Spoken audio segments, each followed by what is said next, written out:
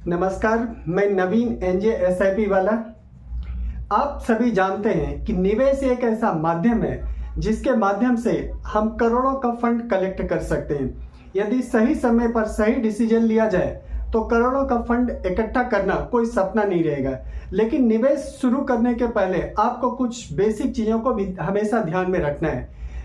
कोई भी investment plan जब बनाते हैं तो उस इन्वेस्टमेंट प्लान में हमेशा 3 चीज़ों का ध्यान रखना चाहिए। सबसे पहला चीज़ कि हमारा जो भी निवेश है वो कितना सुरक्षित है, इस पर अपना रिसर्च जरूर करिए। दूसरी बात कि उसमें ग्रोथ कितनी हो रही है। ग्रोथ का मतलब है कि उसमें जो ग्रोथ होना चाहिए, महंगाई से ऊपर का जो ग्रोथ होगा वही हमारा रियल रिटर्न कहलाएगा।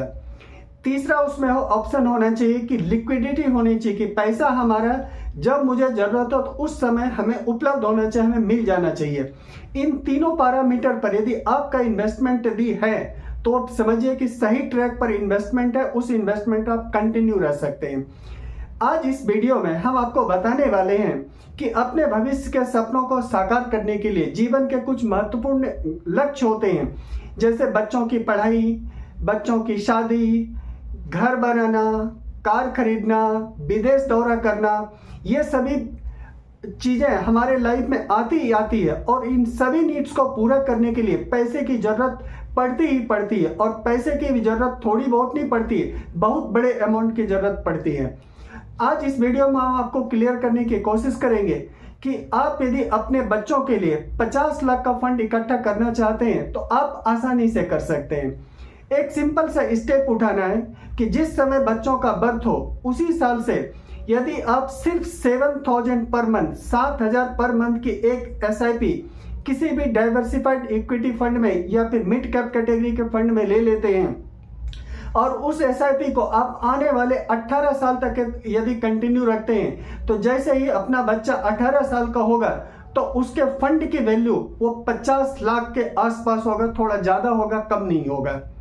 लेकिन मान लीजिए कि आप कुछ समय को मिस कर चुके हैं कि 5 साल समय निकल गया, अब बच्चा 5 साल का हो चुका है, फिर भी अपनी इच्छा है, अपना एक सपना है कि बच्चों के लिए मुझे एक 50 लाख का फंड इकट्ठा करना है 18 साल होने तक। तो आपको दूसरा स्टेप उठाना पड़ेगा कि आज से आपको एक एसआईपी लेना होगा। एसआईपी का अमाउंट होगा 13,000 पर मंथ और उस एसआईपी को यहाँ से आने वाले समय में भी कंटिन्यू रखेंगे। जब आपका बच्चा 18 साल का होगा तो भी उसके पास में उस समय तक उसके फंड की वैल्यू 50 लाख रुपया होगा। ये 50 लाख रुपया जैसे एक बार अकुमुलेट होता है तो उस पैसे से उनके जीवन के सपने पूरे होंगे। उनके हायर एजुकेशन का भी कोई भी सपना है तो वो पूरा हो जाएगा, या फिर कोई उनको बिजनेस इस्टेब्लिशमेंट खड़ा करके देना है या अन्य किसी काम में उस बच्चों को मदद मिलेगा। इस संबंध में इन्वेस्टमेंट प्लान जब भी बनाते हैं तो अपना खुद का रिसर्च और किसी फिनेंशियल एक्सपर्ट से एडवाइस जरूर लीजिए, तभी म्यूचुअल फंड में इन्वेस्टमेंट को आगे बढ़ाएं। आज के वीडियो में इतना ही। आप जीवन में सुखी रहें, आप खूब आगे बढ़ें, यही मेरी कामना है। Thank you. जय श्री कृष्णा।